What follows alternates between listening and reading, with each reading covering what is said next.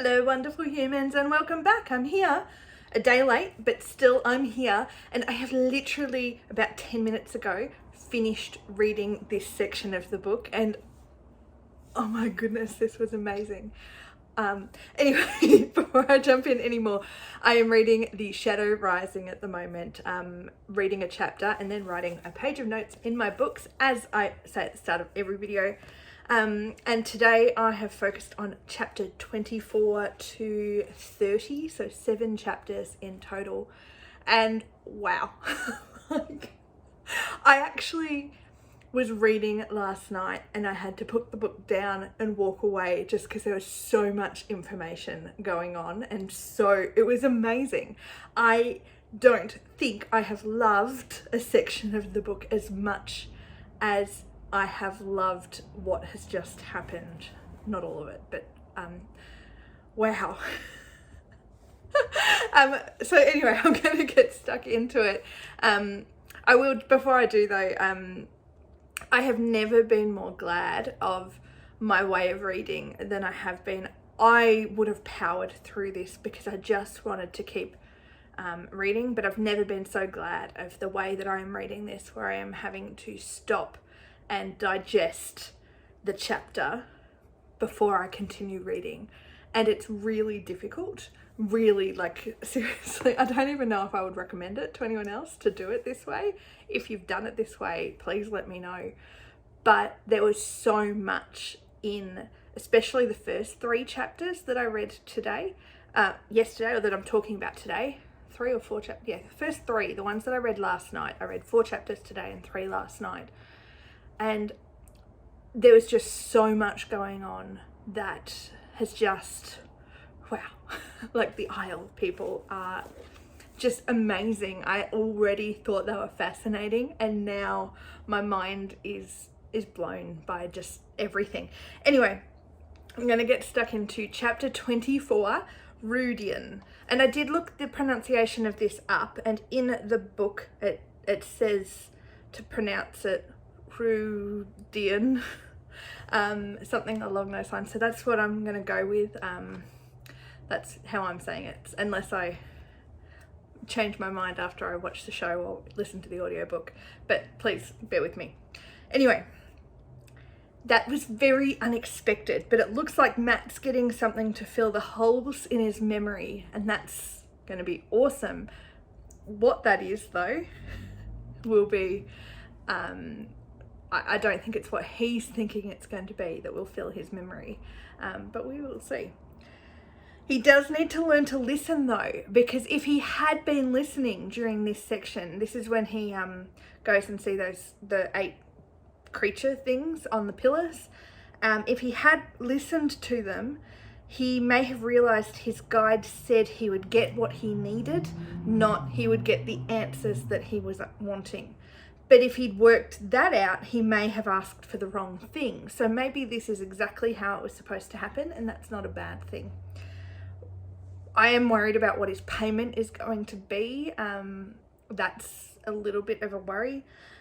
Are these creatures evil? I don't know. Or at least are they malicious? If they're not evil, maybe they're just malicious and not someone, or not something that Matt should be trusting, as he seems to be trusting them. Although I did like, he was like, oh well, I may as well, as he stepped through. And I'm like, that just sums Matt up so well. And what has he asked for? He doesn't really know that he's asked for something and has been granted something, but what has he actually asked for? So I think the first one was clear, that he's asked for the holes in his memory to be filled.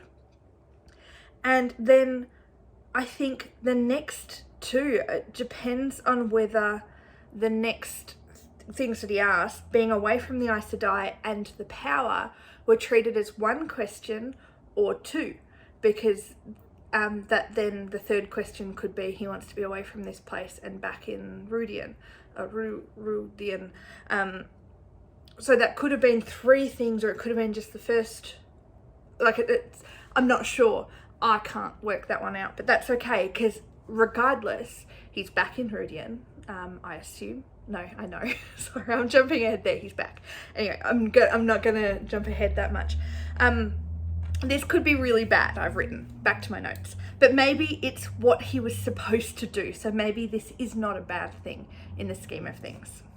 Anyway, I'm going to try and focus on my notes. I have so much going on in my mind right now. This is just, I can't even explain it. It's like my mind is going a million miles an hour trying to piece everything together and trying to work everything out. And it's amazing. But I'm going to stick to my notes because that's what I'm going to talk to you about. And then we'll see what happens. So Rand is very clearly struggling, according to Matt's point of view anyway, with his mind and everything. Although Rand having a laugh after finding a loophole about the water and bringing water in actually makes a lot of sense. The fact that he would be laughing at a loophole like that. He doesn't want other people telling him what to do, and almost being told that he couldn't take water or weapons in was almost a little bit of that manipulation that he's trying to get away from, of other people controlling his life. So this was him taking a little bit of control back. But the fact that he was laughing so much, I wonder that that's not necessarily a great thing. But according to Matt anyway, it looks like he's losing it, but he's not losing it so much. Anyway, I'd fully expected to follow Rand once we got into the city. I'd fully expected that we were going to be following Rand and not really know what was going to be happening with Matt, at least at first. I thought that Robert Jordan would keep us in the dark a little bit more about Matt's plans, but we went straight in and found out what was going on with Matt. It's got me, the whole thing, it's got me really confused, like what is going on? Not in a bad way, just this is like, you can tell we're on the cusp of something at the moment, and it's awesome. So it's got me very confused in the best possible way. I can't wait to see how this unfolds. So that's my notes for chapter 24. And chapter 25, the road to the spear. I only wrote half a page for this because I couldn't get my thoughts on paper. So this is incredible. Wow. So amazing. I need to keep reading. I must learn more. The Isle, the Tinkers, and the Gen, I don't even know who the Gen are, but the Gen were one and the same at some point until they picked up the spears and killed someone. Wow, like this is so amazing. We see the Way of the Leaf becoming a whole lot more important than I thought it was. I knew it must be important, but it wasn't really, in the books it hasn't been so clear as to how this may impact them, which I'm not normally going to try and make these connections all the time, but if you have watched the TV show, season 1, it makes so much more sense why they emphasized the Way of the Leaf so much in the TV series. They really drilled down on it in a really lovely way. I loved what they did with that. But they've really emphasized that. Now this is beginning to make some connections for me that makes so much more sense. I'm so looking forward to watching it again to see more of those connections off the TV show now, because I know some of you aren't watching it. Anyway, I am so intrigued by all of this. My notes, I normally write like a full page. I've only written this much. So I am so intrigued. I feel we saw the first maidens of the spear, the first maiden of the spear in Morin, or at least a precursor to the Maidens of the Spear, because she wasn't a maiden, she had a daughter. I'm going to cut it short here as I have so many questions, and I think the next chapter will offer more of this moving forward to go backwards thing, and I think I'm just going to have more questions at the end of that. Now I completely understand why Matt's scene had to be first, because this is just awesome and blowing my mind. So it all makes more sense the more I read. Chapter 26, The Dedicated. Okay, I need a minute or two to process what I've just read. So much, and it's so wonderful. And then I went to sleep. I walked away, I did some other things, and then I went to sleep. And so I've continued on. Okay, so it's the next day, and I still don't know what to say. This is absolutely awesome. This is possibly my favorite chapter so far. I do agree with that. I think so far I've loved a lot of other things. I'm not necessarily saying this is my favourite scene, but this and the previous one, both of them sort of this section of Rand going through this, the road to the spear kind of stuff. It has been my favourite part of the books, all of them so far. I don't have the ability to put all my thoughts onto paper, especially this amount of paper, but just wow. There is still so much about the Deshan Isle I'd like to know. We haven't got all the answers yet, and that's fine. Do they feel they failed the Aes Sedai because they lost so many of the objects entrusted to them? Or is there something still to be revealed? Or is it that they didn't stay true to the way of the leaf, so they feel that they broke that promise? Which is it? Which is the promise that they feel that they broke the most? Or is it a combination of them? Or is it something yet to unfold? I am so excited to learn more about this, about them, about the history. Wow. I know, I'm gushing. This was amazing. I've come straight out of this and straight out of reading the next 4 chapters, and my mind is blown from all of it. Anyway, and all the glimpses of into the world before and during and straight after the breaking of the world was amazing. This is probably the first real glimpse of what that world was like for me. Reading, I don't think there's been hints and little things, but nothing as clear as what we've seen in these moments, and that's got to have taken Rand by surprise, seeing some of those things, like the Jokars, the flying vehicles, and all the things like that. Just being able to see all that, and the Isle having seen all that too is pretty amazing. The Isle chieftains, anyway. I'm assuming they've all seen the same thing, but maybe they haven't. I assume they've seen the same thing, but maybe they're all watching different things. I think they're all watching the same thing. We see here the Ogier lost before they return to the steading. We hear about the dragon and Lanfear, and even a little bit about Ishmael, or at least the feelings towards him. We see Kalendor briefly, and I assume the Aes Sedai involved in placing it in Tyr, and probably also the ones who placed the horn at the eye of the world in this scene. And Someshta, the last of the Nim.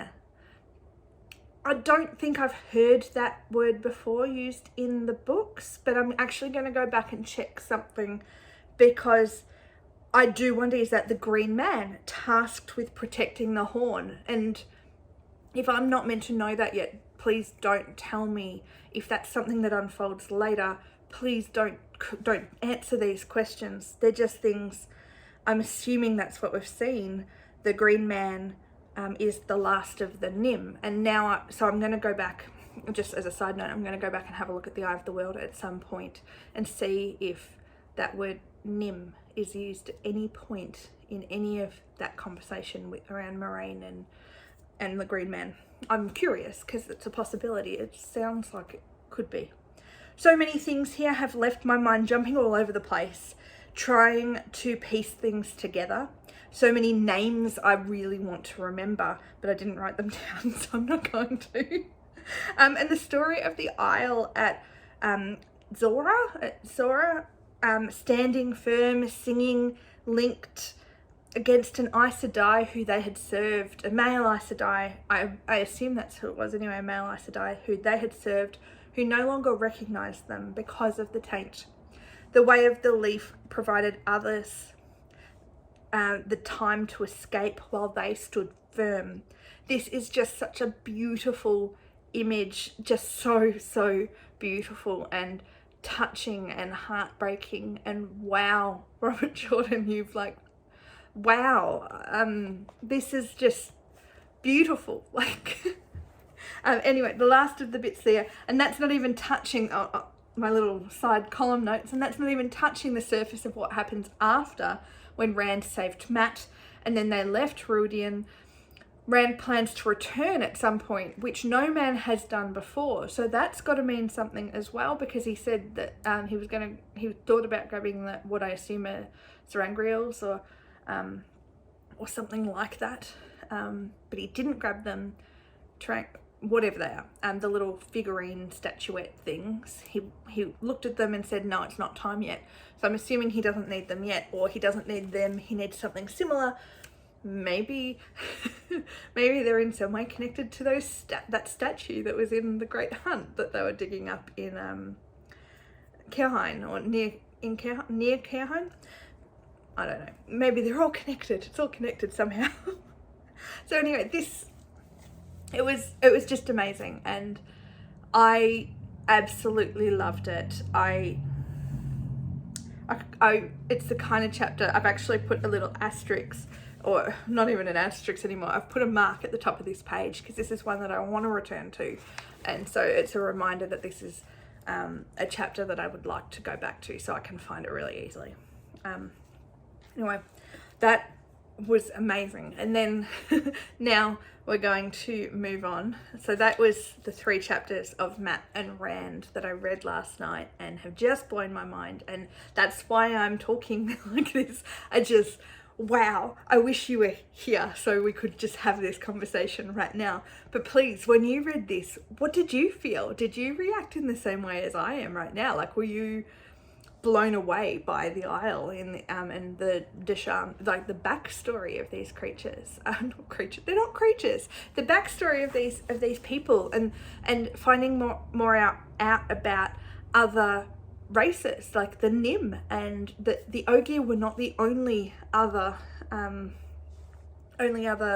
race. There were others, and I wonder what else we're going to find out about. And oh my goodness, I'm going to keep reading my notes because I could keep going, but I want to get this out to you tonight. So anyway, chapter 27, Within the Ways. That was really tense. Hopefully no one is wounded so much that they need proper healing from the orc attack. Perrin's right to be worried about the ravens. It's likely that the Fade and Trollocs were there waiting for one of the Tavern to show up, and the ravens are likely to also be spying on them. So the White Cloaks are likely to know someone is coming before they get there, because we know there's at least one dark friend in their numbers, and there's also Ordeth as well. So it just depends on whether the ravens are actually in communication directly with them or not. Loyal's act with the Waygate leaf, locking the gate from the outside, means, and I think this is okay, but it means that no one else better be following them. Like, none of their friends or allies better be following them. But we don't know if any Ogier or anyone who can read Ogier, we don't know of any Ogier or anyone who can read Ogier language that would follow them. Unless Verin can read it. I wouldn't put it past her. Maybe Verin's following. No, Verin wouldn't do that, I don't think. But that could prove problematic at some point. If they needed to get back to that gate, they wouldn't be able to get out that gate. So that will be interesting to see that one unfold. Anyway, whether it actually impacts them in any way, but it may do more to protect the people of Emonsfield and the Two Rivers than anything else. I don't like that Fael was hitting Perrin. I really didn't like that. He doesn't deserve it. Perrin doesn't deserve things like that. He doesn't deserve to be in pain, ever. Anyway, she's showing she doesn't know what to do with all her emotions, which is making me think a few things. Not necessarily, I've already made my guesses about who Fael may be, and I still stand by that. It makes me think more about her family dynamic or the culture of the place that she's from. Is her family the kind that you have to be in charge, the powerful one in the relationship, to be respected, and you don't get respect if you're not that way? Has she had to act in a certain way because women are treated as weaker or less capable, or any of those kind of things? That I'm looking forward to seeing more about that. Maybe it will explain Fael and the way she behaves, and maybe I'll forgive her. Maybe.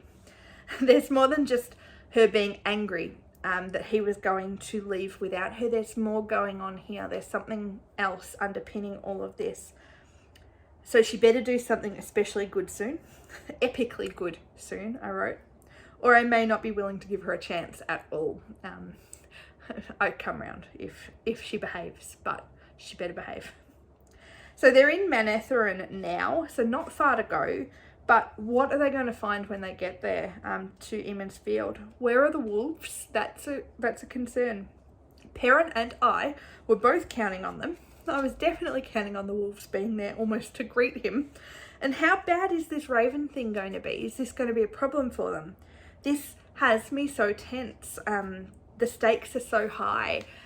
I'm at the point in the book that it is very, very difficult not to keep reading, because every single thing is leaving it with not quite a cliffhanger, like not a cliffhanger as such, but leaving so much happening. So the stakes have risen in a way that they haven't so far in the books. And I think it's because so far, I'm thinking out loud now, so far in the books it's been mostly just the main characters that have been involved in these events, and I haven't cared so much about any of the other characters involved. It doesn't mean I don't care about them, but for example, the Shinarians, when they were with them in the Great Hunt, I expected some of them to die, and in The Dragon Reborn it was only really focused on the main characters, and I didn't think I know enough about the story that these characters do continue to pop up,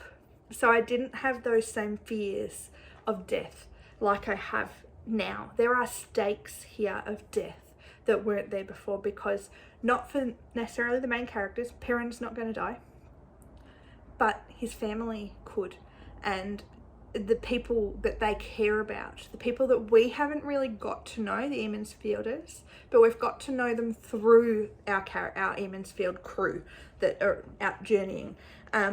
So I think that's why I'm feeling the stakes have risen so much. That's why I care so much about continuing to read, because I need to know what is happening, and I need to know if people are safe or not. So anyway, Chapter 28, To the Tower of Genjay. Fane or Ordeth, depending on which name, I'm going to use that probably interchangeably, is hunting wolves in dreams and assuring Perrin has less support. That is my guess of what's happening. Slayer is an appropriate name for him if this is true, given how he killed the Fade in the Great Hunt and what he's doing with the wolves, and I'm sure what he's done with other people as well. And he can enter dreams fully, like what I assume Lanfear can do. I'm assuming that's how Lanfear comes and goes the way that she does, through dreams, through entering the dreams. And that's why Gwen was warned not to fully enter the dreams, because that was a while back now. I didn't comment on it, I don't think, but she was warned not to fully enter dreams because that was a dark and evil thing and only been used for evil purposes, which implies that it was Lanfear in my theory. Anyway, and the Tower of Genjay, is this the same as what Matt has been to? I think this is where Matt and Moraine and Rand have been. The Aelfin and Eelfin, that connects the rule the woman told Perrin to those she asked of, to those the guide has asked of Matt when he entered the doorway, both times the different guides. No iron, no music or devices for making light or fire. So I'd say they're the same thing, and this woman has said they're not evil, or dark one evil anyway, but they're not to be trusted. So I suppose when a couple of chapters before, when I asked whether they were evil or just malicious, that's probably what I was meaning. They're not dark one evil, but they're not to be trusted, so they could very well be malicious.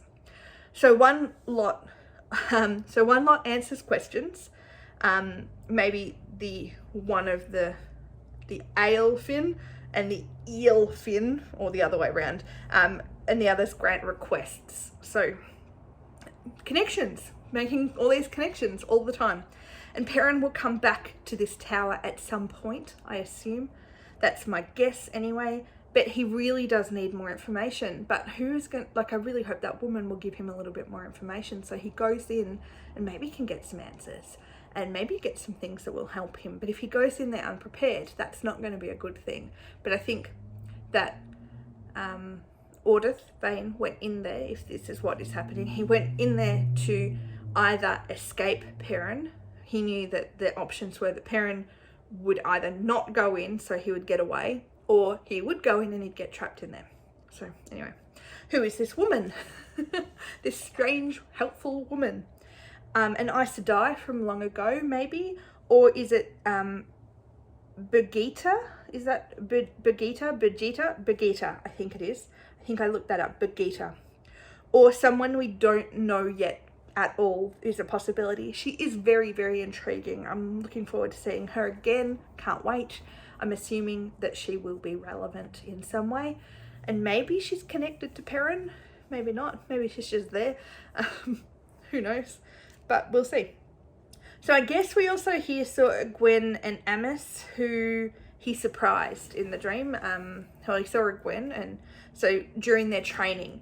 I can't believe, I can, but still, that Moraine didn't think that it might be useful to tell Gwen, Nynaeve and Elaine to look out for Perrin in the dream world. I know she was only guessing they were connected. She didn't know for sure, or she didn't say that she knew for sure. But it's a perfect way to stay connected to each of them through this. Secrets are making this all harder for them, Moraine. Come on, Moraine. I know Perrin's also not wanting to tell them. So maybe Moraine is actually just respecting Perrin's wishes to not tell anyone what's going on there. But she just wants to know more than everyone else, I think.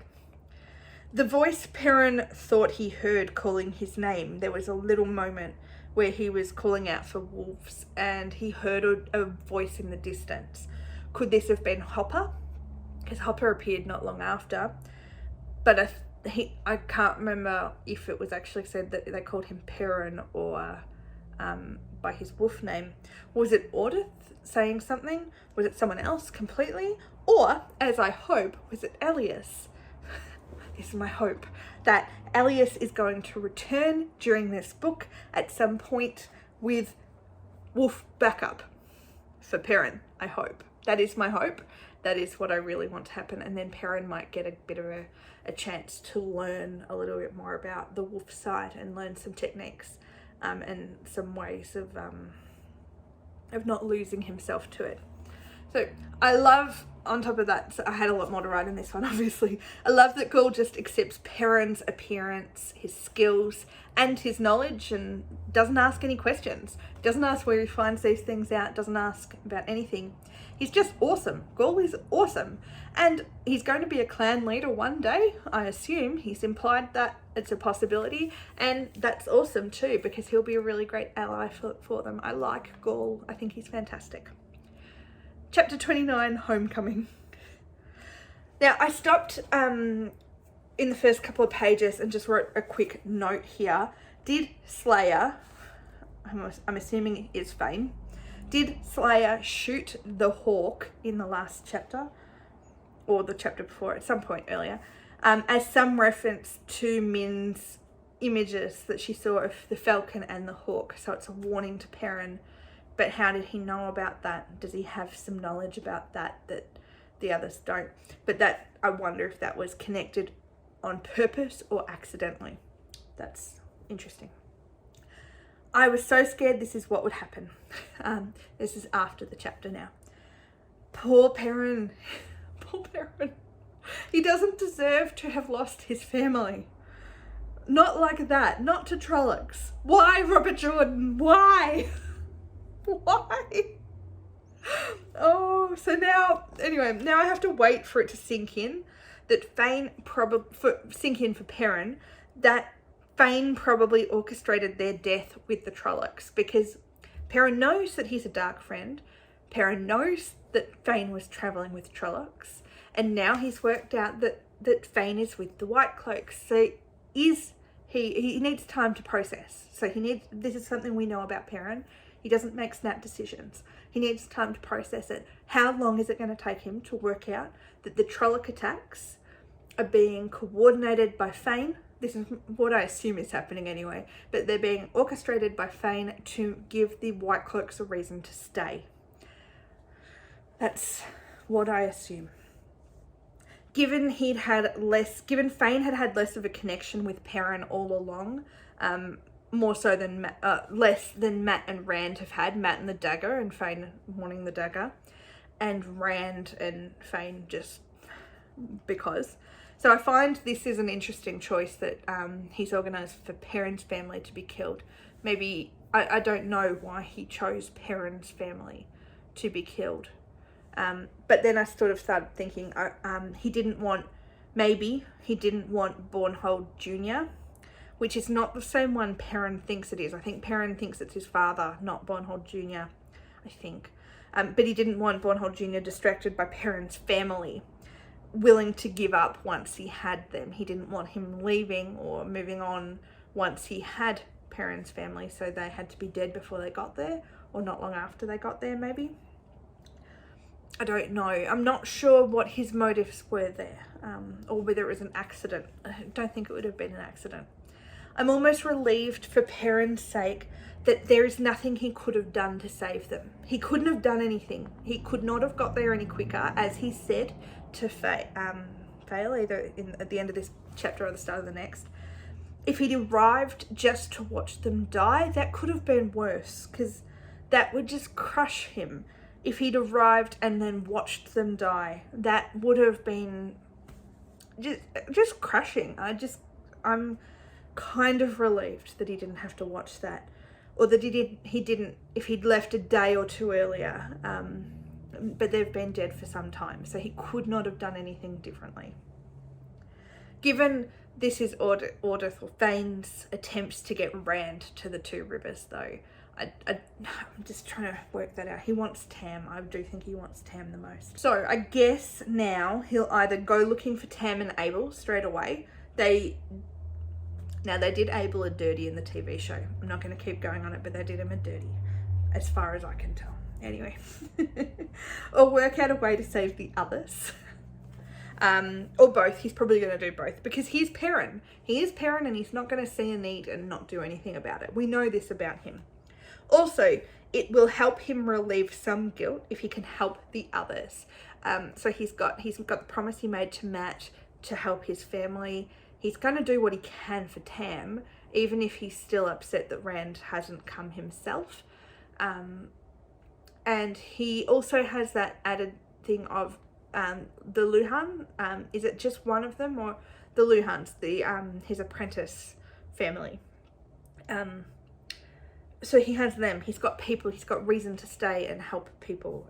So he will do this because he's Perrin. We know that. I wonder if the Elvirs realise how lucky they are not to have got caught up in all of this, given Egwene is training to be Aes Sedai. I do wonder if they've had any issues other than just normal kind of innkeeper issues, or whether they have just been really lucky that Egwene is not on anyone's radar at the moment, or on Fane's radar.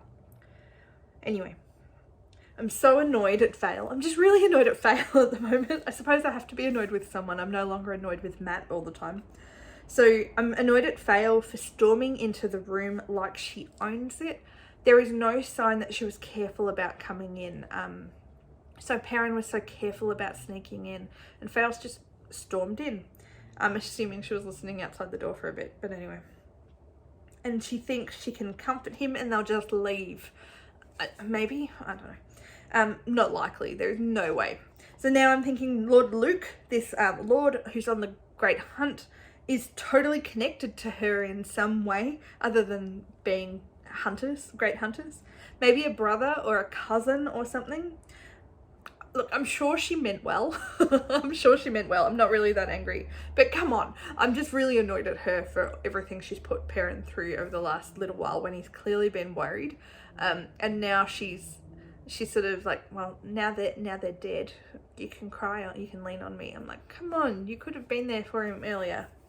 So I am really, really happy. This is something that I really like, that Perrin has been allowed to grieve, even briefly, even for just this moment. The Isle gifts and desire to protect their host's roof.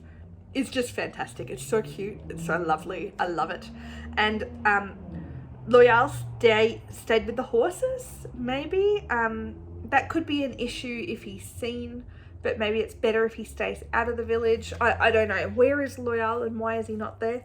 That'll be interesting.